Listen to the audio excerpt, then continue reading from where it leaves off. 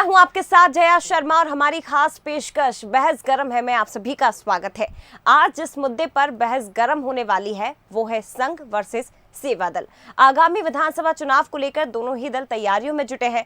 BJP जहां संघ की मजबूती से जीत का दम भर रही है तो वहीं कांग्रेस संघ के जवाब में अब सेवा दल की तरफ देख रही है। क्या है पूरा मुद्दा, सबसे पहले रिपोर्ट देखिए और उसके बाद हम चर्चा की शुरुआत करेंगे। माना जाता है कि आरएसएस वो ताकत है जिसने बीजेपी को न केवल देश बल्कि दुनिया की सबसे बड़ी पार्टी बनाया है। आरएसएस ने हमेशा पर्दे के पीछे से बीजेपी के लिए जमीन तैयार करने का काम किया है। कांग्रेस ने देर से ही सही लेकिन शायद अब ये सच्चाई को समझ लिया है कि बीजेपी को हराने के लिए उसे संघ जैसे ही एक मजबूत संगठन की मदद की जरूरत होगी। लिहाजा कांग्रेस अब संघ के तर्ज पर ही सेवा दल को एक्टिव कर रही है, जो बूथ स्तर पर पार्टी को मजबूती देने के साथ ही जीत के फैक्टर पर काम करेगा। सर देखिए, पहले हमने उन सीट को कॉन्सेंट्रेट किया है जो हम परंपरागत रूप से हार रहे हैं। लगातार हम हारते जा रहे हैं। उन सीटों पर हमारे बूथ के कार्यकर्ता हम स्थापित करेंगे।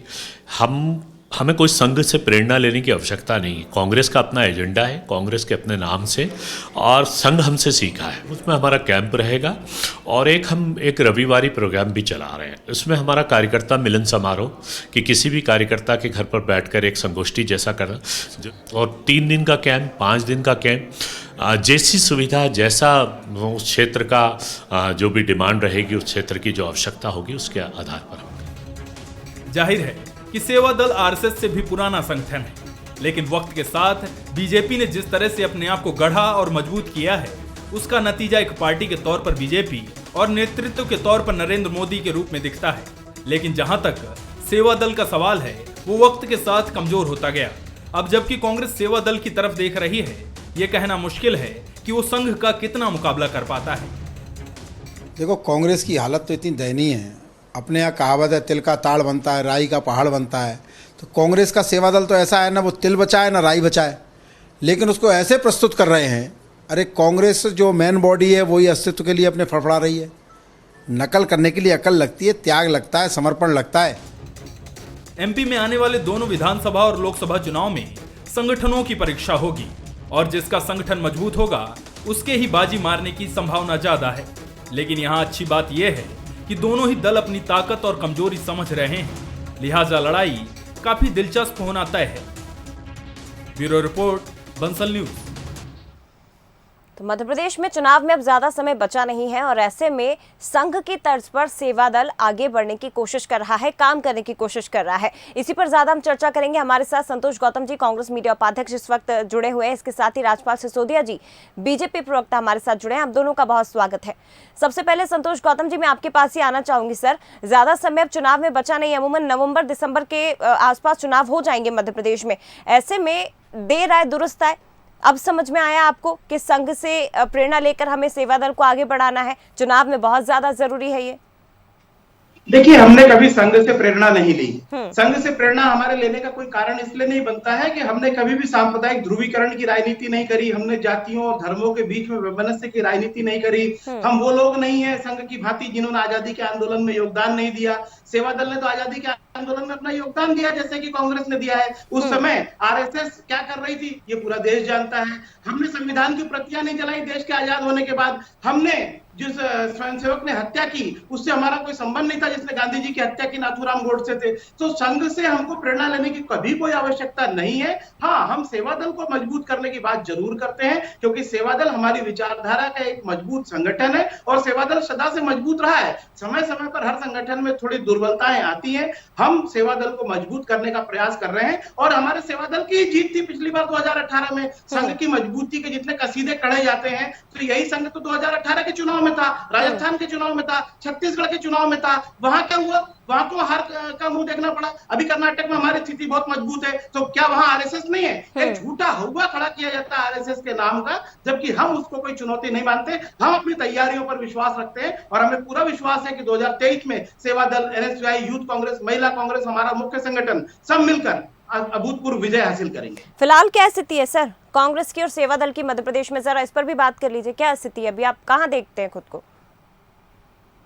दिनों दिन मजबूत होती जा रही है और लगातार आरएसएस के भी इंटरनल सर्वे बता रहे हैं कि आरएसएस की किसी सर्वे में 64 सीट आ रही है, किसी में 80 आ रही है। अगर हम जमीनी आकलन करें तो मध्य प्रदेश में इंकम्बेंसी भयानक रूप से फैली हुई है और शिवराज को अपनी झूठी घोषणाओं और तमाम जितने भी झूठे खोखले वादे किए हैं उन सबका उनको खामियाजा भुगतना पड़ेगा। अभी कह रहे हैं कि दरअसल ये लाडली शूर्पणखा योजना है, तो शूर्पणखा मानते हैं बहनों को?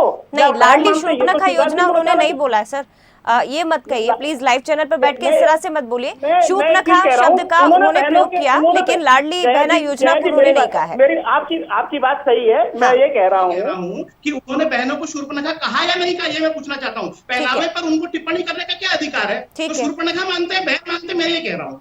ठीक है सर, चर्चा अभी सेवादल पर हो रही है, उस पर हम बात कर लेते हैं। राजपाल सिसोदिया जी हमारे साथ जुड़े हुए हैं। सिसोदिया जी क्या कहेंगे? देखिए, बात सेवादल को लेकर भी हो रही है और ये कह रही है कांग्रेस के हमने तो नहीं सीखा आरएसएस से। फिलहाल आरएसएस की क्या स्थिति है? कर्नाटक का एग्जाम्पल वो दे रहे हैं, वहां चुनाव होना भी बाकी है, लेकिन कांग्रेस पूरी तरह से तैयारी के मोड में अब एमपी में। देखिए, विश्व के लगभग 40 देशों में आरएसएस का काम है। देश के अंदर लगभग 1 लाख शाखाएं के लगभग हम पहुंचने वाले हैं जो नियमित लगती है। 55 से अधिक आरएसएस के अनुषंगिक संगठन है, उन 55 में एक भारतीय जनता पार्टी है। समझना आप यह बात जो मैं बता रहा हूँ, आरएसएस के 55 अनुषंगिक संगठन, उसमें एक भारतीय जनता पार्टी है उन 55 में।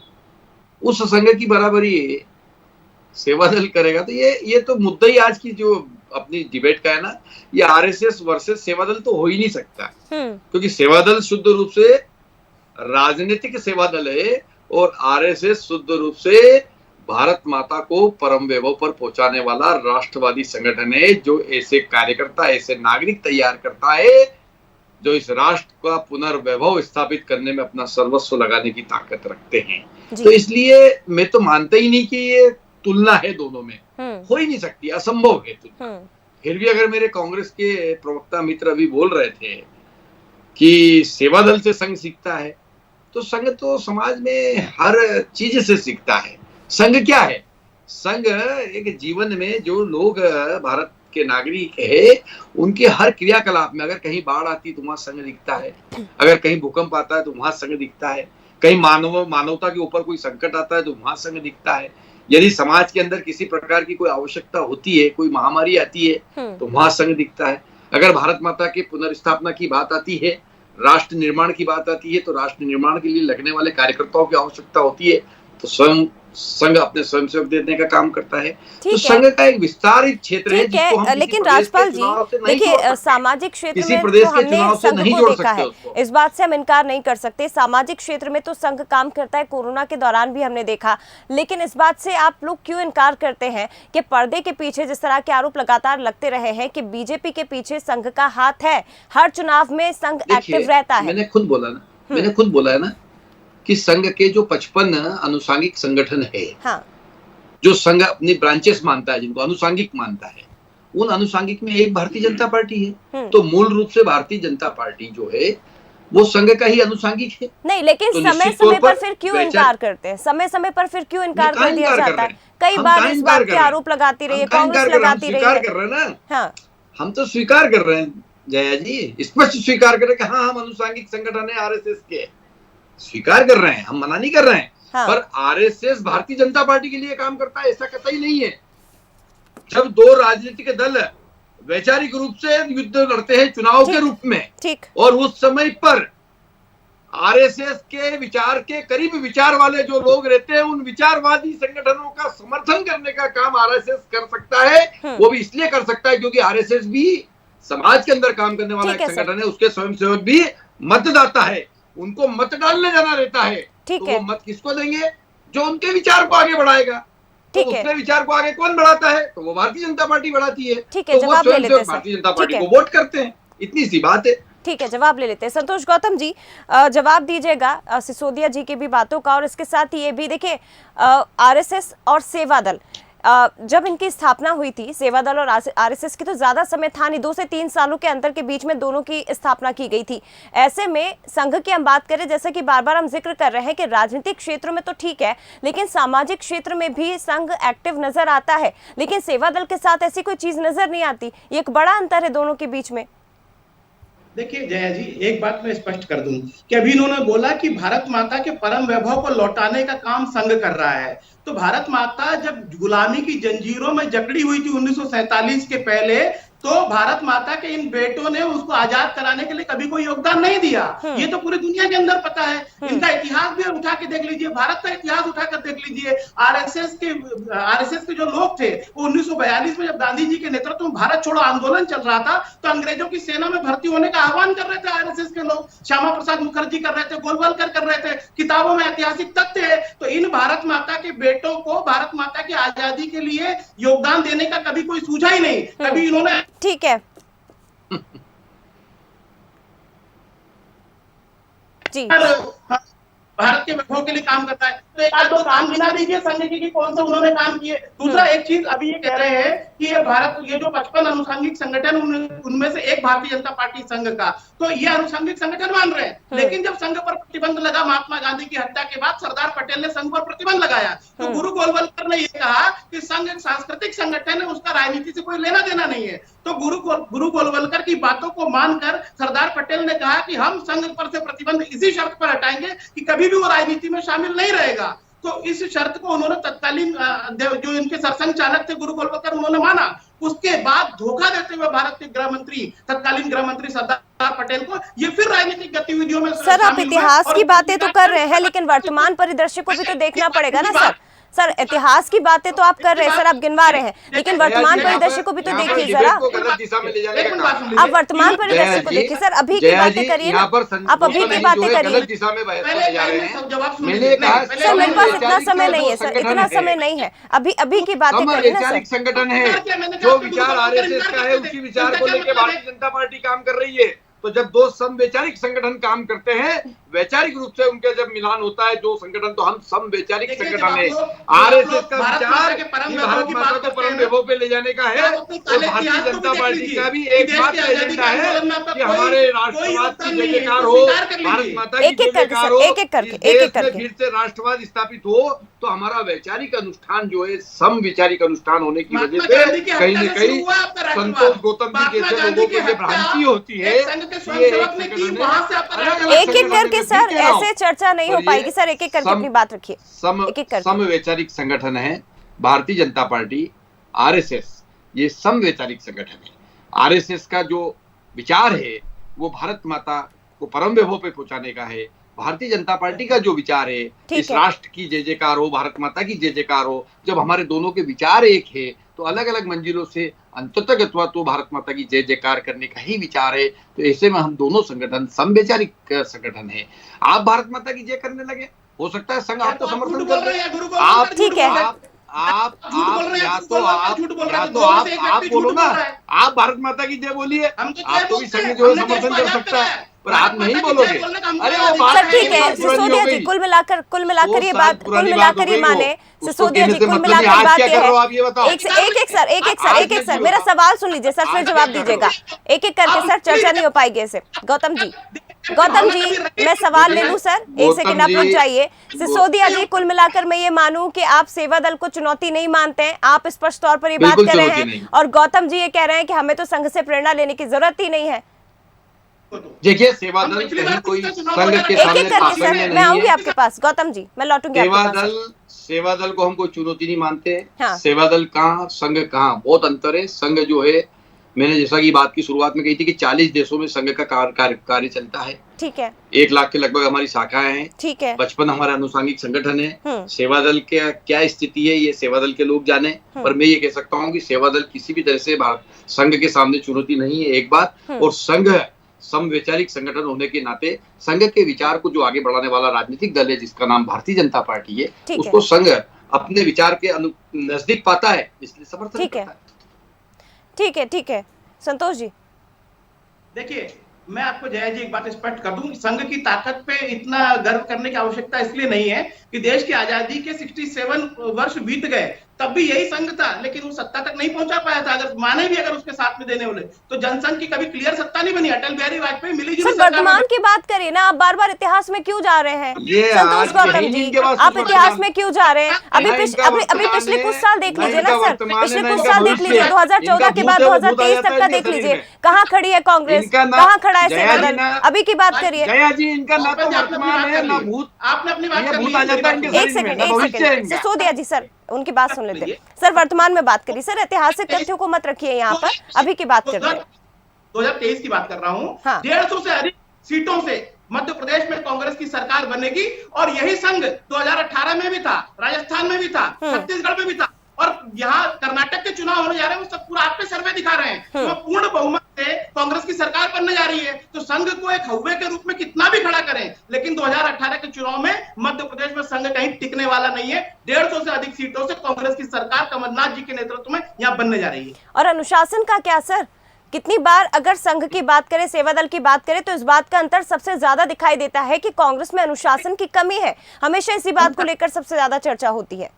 अनुशासन की जरूरत है प्रद्युम्न सिंह तोमर को, जो नंगे पैर चल रहे हैं अपने ही मंत्री के खिलाफ। अनुशासन की जरूरत है महेंद्र सिंह सिसोदिया को, जिन्होंने मुख्य सचिव के खिलाफ चिट्ठी लिखी है। अनुशासन की जरूरत है कैलाश विजयवर्गीय को, जो उन्होंने पार्टी लाइन से हट के पार्टी कह रहे हैं कि लाडली बहनें हैं, वो कह रहे हैं नहीं लड़कियां शूर्पणखा लगती है उनको अलग ड्रेसों में। तो मैं ये कह रहा हूँ कि अनुशासन की जरूरत भारतीय जनता पार्टी को है। कांग्रेस के ऐसे बयान आजकल नहीं आ रहे हैं। सबसे ज्यादा अनुशासनहीनता भारतीय जनता पार्टी में समा गई है, क्योंकि वो 3 गुट हो गए, शिवराज गुट, महाराज गुट और नाराज गुट। तो अनुशासन में रहने की आवश्यकता भारतीय जनता पार्टी को है। कांग्रेस तो बहुत अनुशासित है, और कमलनाथ जी के नेतृत्व में पूरी मजबूती के साथ। जबकि कमलनाथ जी ही कह रहे हैं कि इस बार तो हमारा मुकाबला संगठन से है, बीजेपी के संगठन से हमारा मुकाबला है। कांग्रेस जी, कमलनाथ जी खुद ये बात एक्सेप्ट कर रहे हैं, स्वीकार कर चुके हैं वो ये। हम कर रहे हैं, लेकिन हमारी तैयारियां पूरी है। हम तो कह रहे हैं हमारी तैयारियां पूरी है। अनुशासनहीनता भारतीय जनता पार्टी में वो संभले। ठीक है जी। राजपाल जी, आपने अभी संतोष जी से पूछा कि आप वर्तमान पे बात करिए, पहले ये भूत पे बात कर रहे थे, वर्तमान पूछा तो भविष्य बताने लगे कि 2023 का 150 से अधिक सीटों, ये भविष्य बता सकते हैं। दावा कर रहे हैं सर आप, भूत आ जाता है वो जनता पर छोड़ देता है। वर्तमान इनका कुछ भी नहीं है। हाँ। वास्तविक में वर्तमान तो हमारा है। आने वाला समय हमारा, ये अमृतकाल आजादी का चल रहा है। आजादी का अमृतकाल हमारा है। आजादी का अमृतकाल हमारा है। जमीन हमने 2050 तक करोड़ कर्जा है, महिला अत्याचारों में, कार्यक्रम बनाकर इस देश को अमृतकाल में चल रहा है। आज हम ये कह सकते हैं मध्य प्रदेश सहित इस देश के अंदर विकास की हमने जो गंगा बहाने का काम किया है, इंफ्रास्ट्रक्चर जो बढ़ाने का काम किया है, इंफ्रास्ट्रक्चर जिस प्रकार से हमने इस देश को देने का काम किया है, जिस प्रकार से हितग्राहीमूलक योजनाओं के माध्यम से जीवन स्तर ऊंचा उठाने का काम किया है देश के नागरिकों का, यह भारतीय जनता पार्टी के अंत्योदय के विचार के तहत किया है। निश्चित तौर पर हमारा विचार अंत्योदय का है, गरीब कल्याण का है। और यह जो अमृत काल चल रहा है देश का, अमृत आजादी का अमृत महोत्सव चल रहा है, इस अमृत महोत्सव में हम 2050 को सामने रखकर योजनाएं बनाकर देने का काम कर रहे हैं। और आने वाले समय में भारतीय जनता पार्टी अपने कार्यकर्ताओं के दम पर, अपने कार्यक्रमों के दम पर और अपने किए हुए काम के दम पर जनता का फिर आशीर्वाद प्राप्त करेगी। हम भविष्यवक्ता नहीं है। ठीक है, लेकिन राजपाल जी देखिए, वर्तमान की अगर मैं बात करूं, राजपाल जी वर्तमान की अगर मैं बात करूं, इस बात से वाकई में इनकार नहीं किया जा सकता कि बीजेपी का संगठन सबसे मजबूत है, और कमलनाथ खुद ये बात कह चुके हैं। लेकिन 2018 से 2023 की अगर हम आपकी पार्टी की बात करें तो कई बदलाव इसमें हमें देखने को मिले हैं। सिंधिया जी जब पार्टी में आए तो उसके बाद से कई बड़े बदलाव देखने को मिले। ऐसे में जो दूसरे लोग थे उन्हें अपना लिया गया है, या कई बार क्योंकि अंदर खाने खेमे में भी गुटबाजी के आरोप बीजेपी पर भी लगते रहे हैं। निगम के चुनावों के जब परिणाम आए तो हमने नारेबाजी भी देखी। नारायण त्रिपाठी को आप आज देख लीजिए, संगठन उनसे भी नाराजगी जता रहा है। जयंत मलैया को भी हमने देखा। तो इन्हें भी तो एकजुट करने की कोशिश सर बीजेपी के लिए रहेगी ना। चुनौती तो आपके सामने भी है। परिवार जब बड़ा होता है जया जी, जब परिवार में सदस्यों की संख्या बढ़ती तो छोटी मोटी घटनाएं होती है, परंतु सब कुछ निर्णय हमारे पार्टी के अध्यक्ष के और पार्टी के संसदीय बोर्ड के पास होता है। हमारे यहाँ सब चीज नियंत्रण में है, अनुशासन में है। और मैं ये आपको बताना चाहता हूँ जी कि जो लोग आए थे उनको भारतीय जनता पार्टी ने अपने कमल चुनाव चिन्ह पे चुनाव लड़ाया और रिकॉर्ड मतों से जीते हैं। तो अब वो आए हुए नहीं कहलाए, वो भारतीय जनता पार्टी के ही है। उनको जनता ने भी मान्यता दी है, संगठन ने उनको कमल का चुनाव चिन्ह देने का काम किया और जनता ने उसके ऊपर मत देकर उनको पार्टी के रूप में के विधायक के रूप में सदन में भेजने का काम किया और मुख्यमंत्री जी ने उनको मंत्री बनाने का काम किया।